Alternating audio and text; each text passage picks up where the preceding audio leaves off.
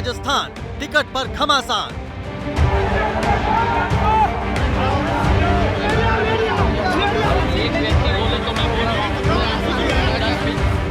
मोदी राहुल भाई भाई, ओवैसी की नई फिलॉसफी।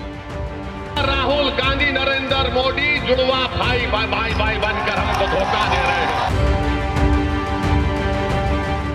हमास का चैप्टर कब तक क्लोज होगा?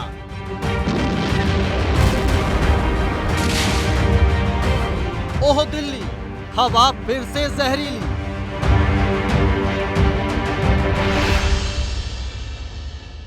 अब आज की बड़ी खबरों की डिटेल्स पड़ताल का वक्त हो गया है और आज हम आपको कौन कौन सी खबरें दिखाने जा रहे हैं, सबसे पहले आपको वो बता देते हैं। देखिए, पहली खबर में बात आज होगी मध्य प्रदेश टू राजस्थान। टिकट पर किस तरीके से मचा हुआ है सियासी घमासान। बीजेपी हो या फिर कांग्रेस, दोनों तरफ ही गुस्सा जो है इस वक्त 7वें आसमान पर है। और इसके साथ ही आज की दूसरी खबर में हम बात करेंगे राजस्थान के रण में कूदे AIMIM चीफ असदुद्दीन ओवैसी की, जिन्होंने एक बयान देकर सियासत में एक नई बहस छेड़ दी है।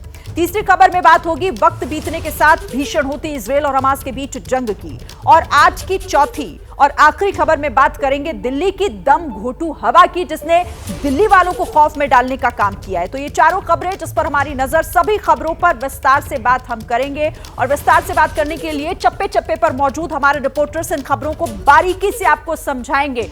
हमारे साथ देखिए कौन कौन जुड़ रहा है। हमारे साथ टिकट के संकट पर इस वक्त ब्रजेश राजपूत हैं, हमारे साथ न्यूज रूम से आशीष कुमार सिंह है, मनीष शर्मा हमारे साथ जयपुर से और दीपक रावत दिल्ली से। सबसे पहले जल्दी समझ लेते हैं कि क्या आज जानकारी देने वाले हैं। ब्रजेश, शुरुआत आपके साथ।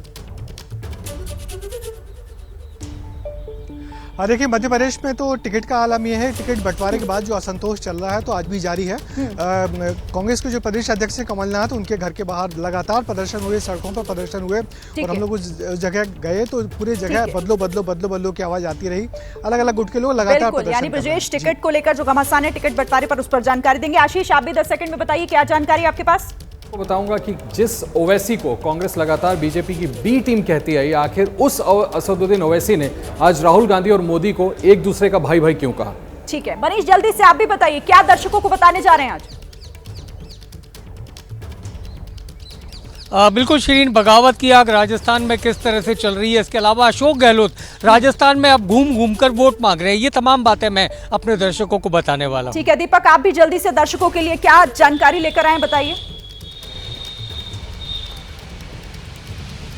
देखिए शिरीन, इस सेहत से जुड़ी खबर लेकर आए हैं हम लोग कि दिल्ली की हवा बहुत जहरीली हो गई है और इसमें सांस लेना बहुत दूभर हो गया है। तो ऐसे में क्या स्थिति रहने वाली है, कैसे इससे निपटा जाएगा, इस बारे में हम जानकारी देंगे। बिल्कुल महत्वपूर्ण खबर है, तो चारों रिपोर्टर हमारे, इनसे हम बाद में बात करेंगे विस्तार से। लेकिन सबसे पहले एक बड़ी खबर आपको दे दूं, चुनाव से पहले देखिए बीजेपी और कांग्रेस की मुश्किलें बढ़ती हुई दिखाई दे रही हैं, क्योंकि दोनों दलों में टिकट बंटवारे को लेकर घमासान मचा हुआ है। बीजेपी हो या फिर कांग्रेस, टिकट बंटवारे पर हंगामा देखने को मिल रहा है। मध्य प्रदेश में टिकट बंटवारे पर आक्रोश है, राजस्थान में भी विरोध देखने को मिल रहा है। यानी अपनी पसंद के प्रत्याशी को नहीं चुने जाने पर, लिस्ट में उसका नाम ना होने पर साफ तौर पर बगावत जो है वो देखी जा रही है। और बड़ी संख्या में जो कार्यकर्ता हैं वो सड़कों पर उतरकर कहीं पर पुतला फूंका जा रहा है, कहीं नारेबाजी की जा रही है, कहीं घर का घेराव किया जा रहा है। मध्य प्रदेश में टिकट बंटवारे पर आक्रोश है तो राजस्थान में भी टिकट बंटवारे का विरोध साफ देखा जा रहा है। कांग्रेस में किस तरह से टिकट को लेकर गदर मचा हुआ है, उसके लिए जरा ये तस्वीरें आप देखिए।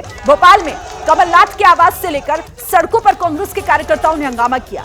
छतरपुर और देवास में भी कांग्रेस के कार्यकर्ताओं का जो विरोध है वो देखने को मिला है। तस्वीरें इस बात की गवाही देते हुए कि कैसे टिकट पर गदर मचा हुआ है। कांग्रेस के लिए मुश्किलें बढ़ रही हैं, क्योंकि कार्यकर्ता नाखुश हैं और अपनी पसंद का उम्मीदवार तय ना होने पर इस तरीके से बगावत दिखा रहे हैं। इस पर बात करने के लिए ब्रजेश का रुख कर लेते हैं। ब्रजेश, क्योंकि संकट तो दिखाई दे रहा है, अब कितना नुकसान हो सकता है इस बगावत का?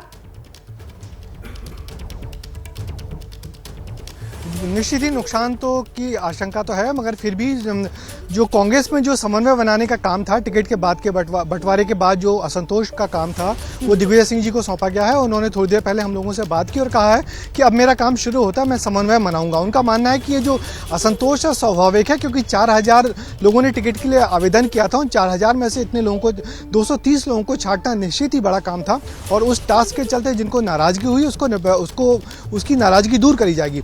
मगर मैं बताऊं कि ये नाराजगी बहुत बड़े पैमाने पर है। मध्य प्रदेश से कांग्रेस की ही बात बात करें तो 40 से ज़्यादा सीटों पर लोगों की नाराजगी है। कहीं लोग कह रहे हैं बाहरी उम्मीदवार है, कहीं लोग कह रहे हैं कमजोर उम्मीदवार है। अलग अलग तरीके से उम्मीदवार घोषित हुए उन पर आरोप लगाए जा रहे हैं। तो जिला स्तर पर तो प्रदर्शन हो ही रहे हैं। जो ताकतवर टिकट का चाहत रखने वाला आदमी वो अपने लोगों को भर के भोपाल लेके आ रहा हो। भोपाल में कांग्रेस के दफ्तर हो या कमलनाथ जी का घर के बाहर हो, वहाँ लगातार प्रदर्शन हो रहे हैं और बदलो बदलो बदलो की डिमांड चल रही है। मगर निश्चित ही 1-2 दिन ये चलेगा और जब तक 30 तारीख तक नामांकन भरने का दिन है और जिस तरीके से 3 नाम चेंज कर दिए गए हैं पहली सूची और दूसरी सूची में, इसने उम्मीदें जगा दी हैं कार्यकर्ताओं की कि यदि 3 नाम बदल सकते हैं तो बाकी नाम क्यों नहीं बदल सकते। तो अभी ये काम चलेगा मगर फिर भी कांग्रेस अलर्ट है असंतोष की आग बुझाने के लिए। जी, देखना होगा कि ये असंतोष कैसे दूर किया जाएगा। कार्यकर्ताओं की इस नाराजगी का तोड़ क्या पार्टी के पास मौजूद है भी या फिर नहीं। ठीक है, आप रहिए हमारे साथ। तो देखिए, टिकट पर गदर है, बवाल मचा हुआ है। बीजेपी में भी संघर्ष देखने को मिल रहा है। मध्य प्रदेश से लेकर राजस्थान तक बीजेपी में किस तरह से टिकट बंटवारे पर कोहराम मचा है उसे इन तस्वीरों से आप समझ सकते हैं। कार्यकर्ताओं में गुस्सा काफी है, आक्रोश साफ सड़कों पर देखा जा रहा है और वो अपनी बात मनवाने के लिए अड़े हुए हैं। एक प्रेशर क्रिएट करने की, बनाने की कोशिश की जा रही है। मनीष हमारे साथ इस पर बात करने के लिए। मनीष, लेकिन ये पार्टी पर प्रेशर इस तरीके से काम आएगा क्या? इन कार्यकर्ताओं को समझाने बुझाने की कोशिश हो रही है क्या पार्टी में? बिल्कुल शिरीन, कार्यकर्ताओं को समझाने के प्रयास चल रहे हैं और साफ तौर पर अगर बात मैं बीजेपी की करूं तो बीजेपी ने साफ कर दिया है कि राजस्थान में जो 124 टिकट घोषित हो चुके हैं उनमें कोई बदलाव नहीं होगा।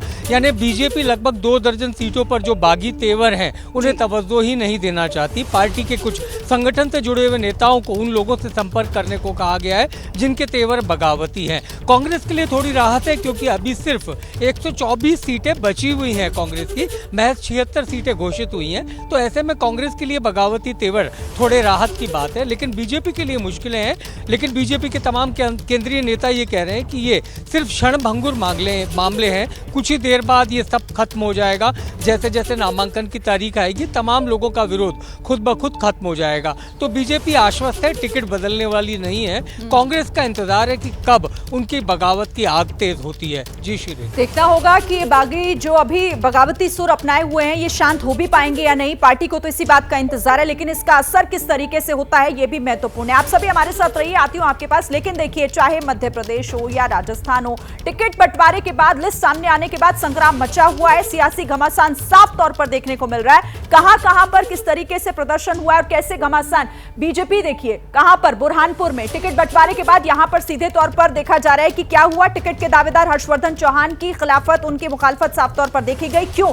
अर्चना चिटनिस को टिकट दिया गया और इसी बात का जो कार्यकर्ता है वो विरोध कर रहे हैं। अर्चना चिटनिस को विरोध के तौर पर झेलना पड़ रहा है वहां पर। अब भोपाल, बीजेपी को भोपाल में भी विरोध का सामना करना पड़ रहा है। पूर्व मंत्री रुस्तम सिंह का इस्तीफा क्यों हुआ? विधानसभा चुनाव में उनको टिकट नहीं दिया गया और इसीलिए यहां भी पार्टी की टेंशन जो है वो फिलहाल बढ़ी हुई दिखाई दे रही है। तो बीजेपी के लिए ये वो जगह है जहां कार्यकर्ता इस वक्त पार्टी से नाराज चल रहे हैं, उन पर प्रेशर बना रहे हैं। सीहोर, यहां पर फूट फूट कर रोए बीजेपी के एमएलए रघुनाथ मालवीय। उनका दर्द छलका। क्यों? क्योंकि विधानसभा चुनाव में उनको टिकट नहीं मिला और उनका गुस्सा तो देखिए इस तरीके से दिखाई दिया कि वो रोने लग गए अपने कार्यकर्ताओं के सामने फूट फूट कर, क्योंकि पार्टी ने उन पर भरोसा नहीं जताया। भोपाल में ही सड़कों पर उतर गए कांग्रेस के कार्यकर्ता। ये कांग्रेस की मुश्किलें बढ़ाने वाली खबर। और कहां पर? भोपाल में शुजालपुर से रामवीर सिंह सिकरवार को टिकट देने का विरोध हुआ है यहां पर और इसीलिए सड़क पर बड़ी संख्या में कार्यकर्ता उतरे, पुतला फूंका गया, विरोध, नाराजगी साफ देखने को मिली। और इसके बाद कमलनाथ के आवास के बाहर भी प्रदर्शन करने बड़ी संख्या में कार्यकर्ता पहुंच गए। अलग अलग जगहों पर प्रत्याशी बदलने की सीधे तौर पर मांग कर रहे हैं कि कांग्रेस को इन कार्यकर्ताओं की बात सुननी चाहिए और प्रत्याशी जो घोषित किए गए हैं, जिनकी लिस्ट जारी हुई, उन्हें बदल देना चाहिए। इधर उदयपुर में भी डिप्टी मेयर पारस सिंघवी का शक्ति प्रदर्शन, क्योंकि उदयपुर शहर विधानसभा सीट पर ताराचंद जैन को टिकट दिया गया, जो कार्यकर्ताओं को पसंद नहीं आया। कार्यकर्ता सीधे सीधे इसका विरोध कर रहे हैं। हमारे साथ आशीष जुड़े हुए न्यूज रूम से। आशीष, अब इसका असर, क्योंकि देखिए पार्टी पर एक प्रेशर बनाने की कोशिश की जा रही है, कार्यकर्ता मानने को फिलहाल तैयार नहीं है, क्या होगा आज?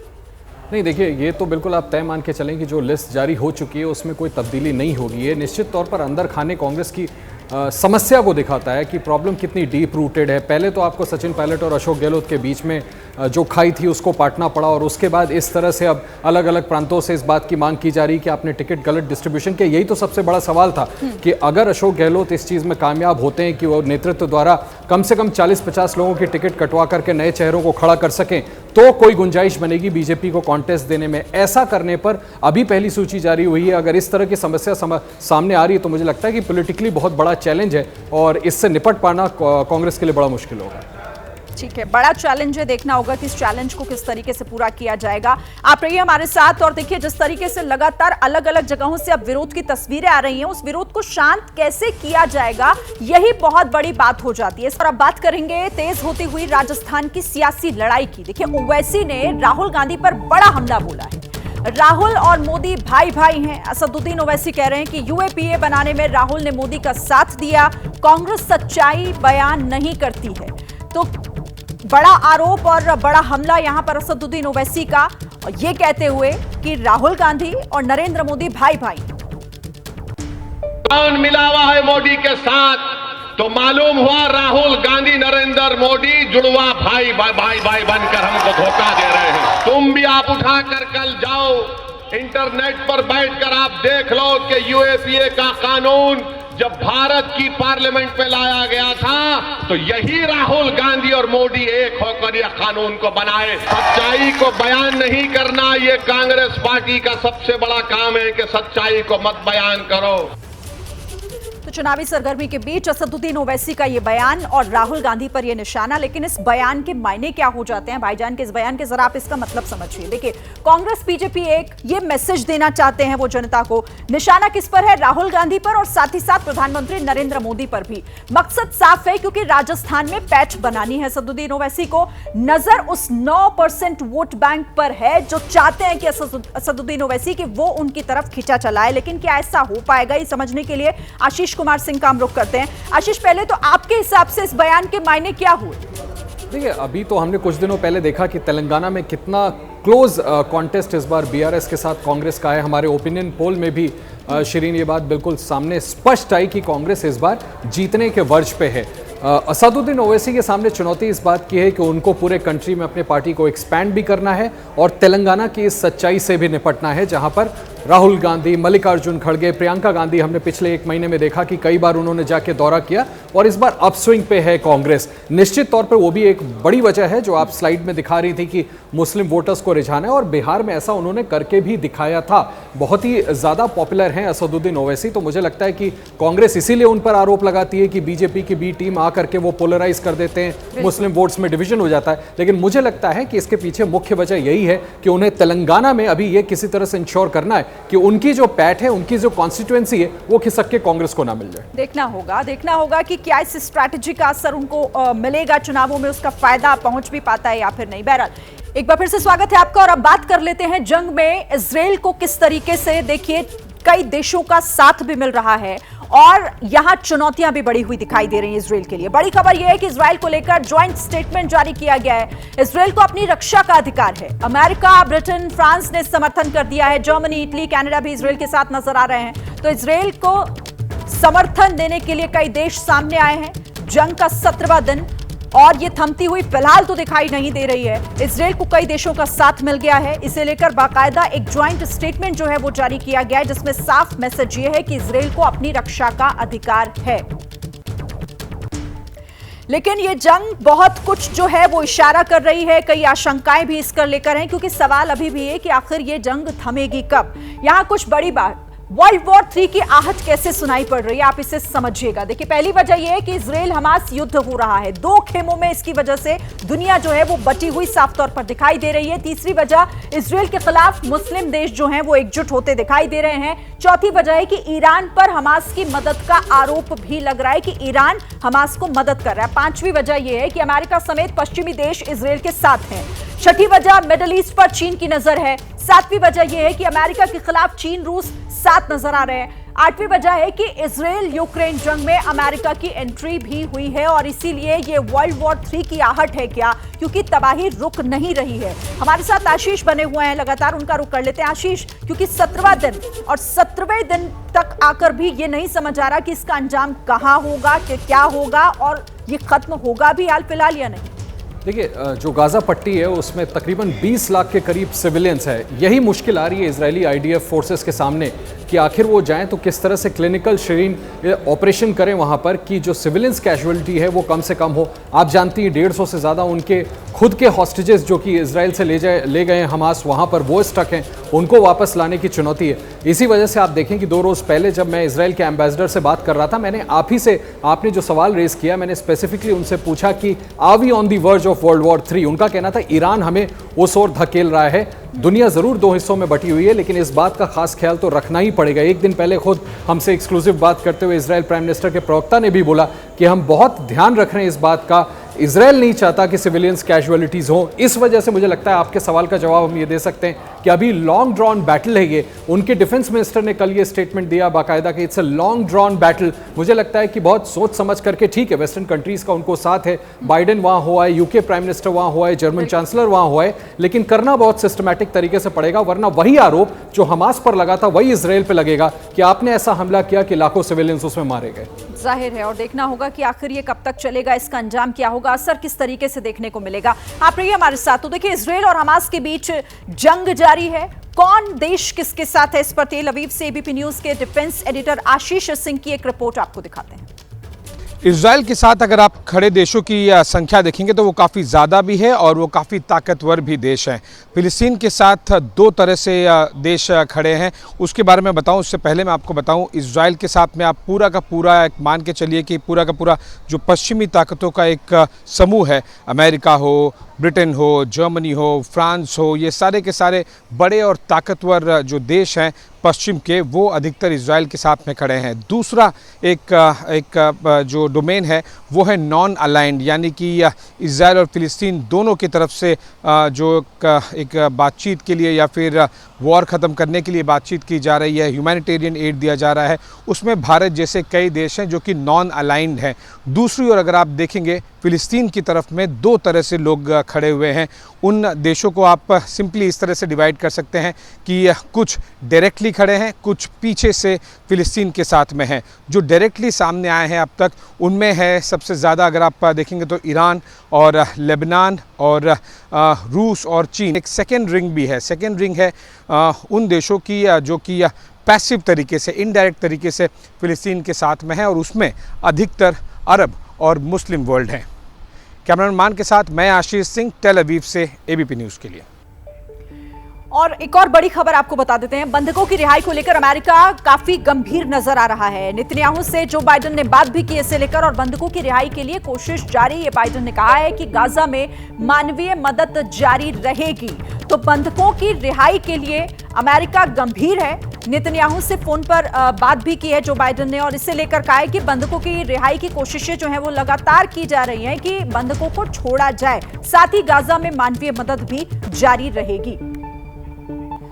तो देखिए 17 दिन हो चुके हैं, इजराइल का जो युद्ध है हमास से वो चला आ रहा है। तबाही जो है वो बेशुमार होती हुई दिखाई दे रही है। 17 दिन में क्या कुछ हुआ, तबाही किस तरीके से हर तरफ फैली दिखाई दी, आपको जल्दी से बताते हैं। मौत का आंकड़ा देखिए 6100 से ज्यादा हो चुका है। गाजा में मौत का आंकड़ा 4151 है। वेस्ट बैंक में मौत का आंकड़ा 96 है और ये लगातार बढ़ रहा है आंकड़ा। इसके बाद देखिए फिलिस्तीन 15,000 यहां पर घायलों की संख्या है। इजराइल में जो मौत का आंकड़ा वो 1400 से ज्यादा का है। इजराइल में अब तक इतनी मौतें हो चुकी हैं, घायलों का आंकड़ा 5431 है और इजराइल में ये घायलों की संख्या है। तो तबाही आप इनसे समझ सकते हैं कि ये आंकड़े बता रहे हैं और अभी आगे बढ़ेंगे क्योंकि युद्ध तो थमता हुआ फिलहाल नहीं दिखाई दे रहा। देखिए मिडिल ईस्ट में पैच बनाने की कोशिश में है इस वक्त चीन। एक और बड़ी जानकारी आपको दे दें, इजराइल हमास जंग को लेकर चीन का बयान सामने आया है। इस जंग के खतरनाक परिणाम हो सकते हैं, बड़े पैमाने पर युद्ध जो है वो खिंच सकता है। मिडिल ईस्ट में पैठ बनाने की कोशिश में चीन। अब चीन के इस बयान के मायने क्या हो जाते हैं, आशीष जरा समझाइए हमारे दर्शकों को। तो जिस तरह से इस जंग का फायदा उठा रहे हैं चीन और रशिया, पहले से उनका इंटेंट क्लियर था कि वो डैमेज करना चाहते थे उस प्रोस्पेक्ट को। शिरीन, जो G20 के समय हमने देखा कि किस तरह से भारत, अमेरिका, सऊदी अरेबिया ने मिल करके एक बड़े रेल और शिप कॉरिडोर का अनाउंसमेंट किया था। चीन की ये मंशा जो वो चीन कह रहा है, इसको हम इसी से कोरोबोरेट कर सकते हैं कि चीन कहीं ना कहीं जानबूझ करके इस आग में घी डालने का काम कर रहा है और उसकी जो ऑल्टरनेट अपनी नीति है, जो उसकी नीयत है, वो उनके इस बयान से खुल करके सामने आ रही है। मुझे लगता है कि पूरी दुनिया और खास करके पश्चिमी देश इसको देखेंगे और इसको एप्टली काउंटर करने की कोशिश की जाएगी। बिल्कुल, तो मिडिल ईस्ट पर पैठ बनाने की कोशिश है चीन की और इस बयान के मायने, क्योंकि वो कह रहा है कि गंभीर होंगे आगे परिणाम। ठीक है, आप रहिए मेरे साथ। देखिए एक और बड़ी खबर आ रही है, हिजबुल्लाह पर इजराइल का अटैक तेज हो गया है। इजरायली फोर्स का हिजबुल्लाह पर बड़ा हमला। लेबनान में हिजबुल्लाह के ठिकाने तबाह किए हैं इजराइल ने। हिजबुल्लाह के 8 लड़ाके इसमें ढेर कर दिए गए हैं। तो इजराइल की तरफ से यह हमला किया गया है, अटैक किया गया है हिजबुल्लाह पर। इजरायली फोर्स का यह बहुत बड़ा अटैक, जिसमें 8 लड़ाके हिजबुल्लाह के ढेर कर दिए हैं। और आशीष, लगातार नेतन्याहू की तरफ से कहा भी गया था कि वो युद्ध में कूदने की कोशिश ना करें, नुकसान बड़ा होगा। देखिए, बिल्कुल सीधा कहा था कि हिजबुल्लाह अगर हमें एंगेज करता है तो हम भी उसको एंगेज करेंगे। नहीं चाहता था इजराइल के हिजबुल्लाह इसका हिस्सा बने, लेकिन आपको याद होगा क्लियर कट इजराइल की तरफ से आरोप लगाया गया था कि ईरान, हमास, हिजबुल्लाह ने मिलकर के, हमास के साथ मिलकर के ये कोऑर्डिनेटेड अटैक किया था इजराइल के ऊपर। उसके बावजूद इजराइल की मांग थी कि आप सीधे तौर पर इंटरफेयर ना करें। और मुझे लगता है कि जब उन्हें ये पता चल गया है कि बाकायदा हिजबुल्लाह की तरफ से उन पर अटैक किए जा रहे हैं लेबनान और सीरिया बॉर्डर से, तो मुझे लगता है कि ये जवाबी कार्रवाई की जा रही है। और ये बात एस्टैब्लिश करती है कि अब आगे चल के इजराइल दिन ब दिन हिजबुल्लाह पर और भी ज्यादा करारे हमले, वापसी कार्रवाई करेगा। बिल्कुल ठीक है, आप रहिएगा हमारे साथ, इस पर नजर हमारी बनी हुई है। और अब बात करते हैं उस खबर की जो दिल्ली वालों को सावधान करने वाली है। बेहद खराब स्तर पर पहुंच गई है दिल्ली की हवा एक बार फिर।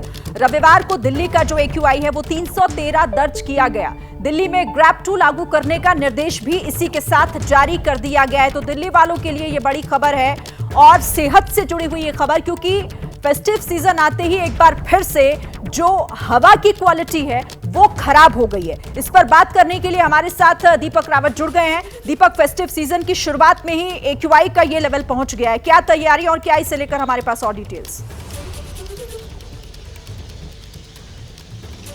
जी शिरीन, पहले समझ लेते हैं कि प्रदूषण का स्तर लगातार क्यों बढ़ रहा है। दिल्ली में अक्सर सर्दियों के वक्त में प्रदूषण का स्तर लगातार बढ़ता चला जाता है। उसके पीछे की वजह ये है कि जब सर्दियां होती है उस समय हवा की जो स्पीड है वो बहुत कम हो जाती है और जो धूल के कण हैं वो एक जगह पर रुक जाते हैं। ऐसे में AQI का जो स्तर है हम उससे प्रदूषण को नापते हैं और इस वक्त अगर दिल्ली के प्रदूषण स्तर की बात करें तो ये 300 से बहुत ज़्यादा ऊपर चला गया है, यानी कि बेहद खराब श्रेणी में है। अगर AQI की नज़र से इसको देखें, बेहद खराब श्रेणी का मतलब ये समझिए कि बुजुर्गों को, जिनको सांस लेने में तकलीफ होती है, उनको, और खासतौर पर छोटे बच्चों के लिए ये मुश्किल बढ़ा देने वाला वक्त है। और आगे की अगर नज़र डालें आगे की तस्वीर पर, तो आगे भी स्थिति और ज़्यादा बिगड़ने वाली है, क्योंकि दशहरा है, दिवाली है। ऐसे में लोग ये मान के चल रहे हैं कि NCR के इलाकों में, क्योंकि दिल्ली में तो पटाखों पर बैन है, लेकिन NCR के इलाकों में पटाखों में बैन नहीं है। वहाँ पर अगर पटाखे चलते हैं तो उसका जो धुआं है वो दिल्ली में आ सकता है और ये गैस चैम्बर बन जाएगा।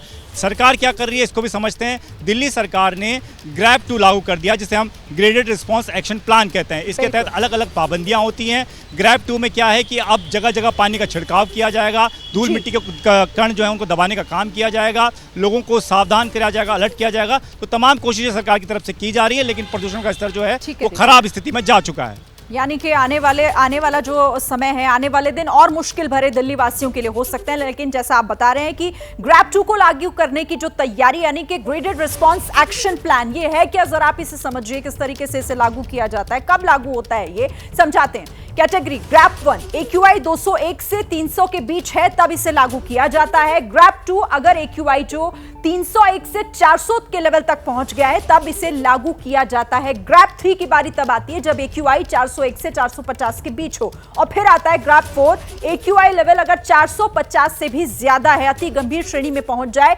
तब ग्रैब 4 को लागू करने की तैयारी की जाती है। अभी जो मौजूदा स्थिति है उसमें ग्रैब 2 को लागू करने की तैयारी सरकार की तरफ से की जा रही है, क्योंकि दिल्ली की जो हवा है वो अभी खराब हो गई है। कुछ और जानकारी आपको देते हैं, दिल्ली में कैसे ये सेहत खराब करने वाली खबर है। आप समझिए, ग्रैब 2 लागू जब होगा तो क्या क्या होगा, कब लागू होता है ये? 301 से 400 के बीच AQI अगर हो जाता है, इस लेवल पर पहुंच जाता है, तो फिर इसे लागू किया जाता है। बदलता क्या क्या है? डीजल जनरेटर के इस्तेमाल पर पूरी तरीके से रोक लगा दी जाती है। इसके अलावा निजी वाहन कम चले, इसीलिए पार्किंग फीस में इजाफा किया जाता है, उसे बढ़ा दिया जाता है ताकि लोग अपनी गाड़ियों को सड़कों पर कम निकालें। CNG, electric bus, metro service में बढ़ोतरी की जाती है, यानी कि पब्लिक ट्रांसपोर्ट का इस्तेमाल लोग ज्यादा से ज्यादा करें, ये कोशिश होती है। होटल, रेस्टोरेंट, ढाबे में कोयला, लकड़ी जलाने पर भी रोक लगा दी जाती है, धुआं कम से कम निकले, ये कोशिश होती है। 500 वर्ग मीटर या उससे बड़े प्लॉट पर निजी निर्माण पर रोक लगा दी जाती है। कंस्ट्रक्शन से भी, क्योंकि जो हवा की क्वालिटी है वो खराब होती है, तो ये ग्रैब 2 जिसे लागू करने के निर्देश जारी कर दिए गए हैं।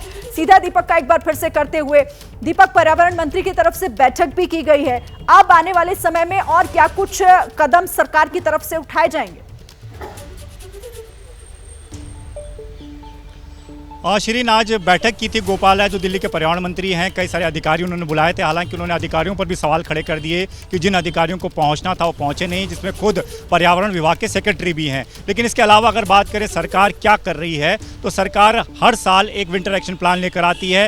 इस विंटर एक्शन प्लान में कहा जाता है कि किस ग्रेड पे क्या एक्शन लेना है। तो फिलहाल जैसा कि आपने बताया कि पार्किंग फीस बढ़ा दी जाएगी ताकि लोग अपने निजी वाहन लेके कम चलें, पब्लिक ट्रांसपोर्ट का इस्तेमाल करें, मेट्रो के फेरे बढ़ा दिए जाएंगे, डीटीसी बसेस एक्स्ट्रा लगा दी जाएंगी ताकि लोगों को बसों की कमी ना झेलनी पड़े। तो तमाम तैयारियों के साथ सरकार कोशिश तो कर रही है, लेकिन इतना भी समझ लेना होगा कि दिल्ली की स्थिति ऐसी है कि आने वाले दिनों में जब एनसीआर के इलाकों में पटाखे जलेंगे या फिर कंस्ट्रक्शन का काम बढ़ेगा, रुकेगा नहीं, तो दिल्ली में प्रदूषण का स्तर बढ़ेगा ही। और आमतौर पर दिल्ली में ये देखा जाता है जो अभी 300 के पार आपको नजर आ रहा है वो 400 के पार चला जाएगा, यानी कि तब स्थिति वेरी सीवियर कंडीशन में चली जाएगी। तब सांस लेना, इसीलिए दिल्ली के लिए जो सेहत बिगड़ने वाली खबर हर साल इसी तरीके से सर्दियों की शुरुआत में ही आ जाती है। बहरहाल, बहुत बहुत शुक्रिया आप सभी का हमारे साथ जुड़ने के लिए और हमारे दर्शकों को ये महत्वपूर्ण जानकारी देने के लिए धन्यवाद आप सभी का। तो चप्पे चप्पे पर हमारे रिपोर्टर्स जो आपको ये जानकारी दे रहे थे, लेकिन एबीपी न्यूज पर खबरें आगे भी जारी रहेंगी। जैसे ही घड़ी का काटा दोपहर 2:30 पे आए, बबीता जी का दिल सास बहू साजिश के लिए मचल जाए। और ये है इनकी बहू, पूरे दिन ऑफिस की टेंशन हो जाए गॉन जब ये करें अपना फेवरेट शो फ्री टाइम पे ऑन। इनकी तरह आप भी देखिए अपना फेवरेट शो अपने टाइम पर और डाउनलोड कीजिए एबीपी लाइव ऐप अपने स्मार्ट टीवी पर।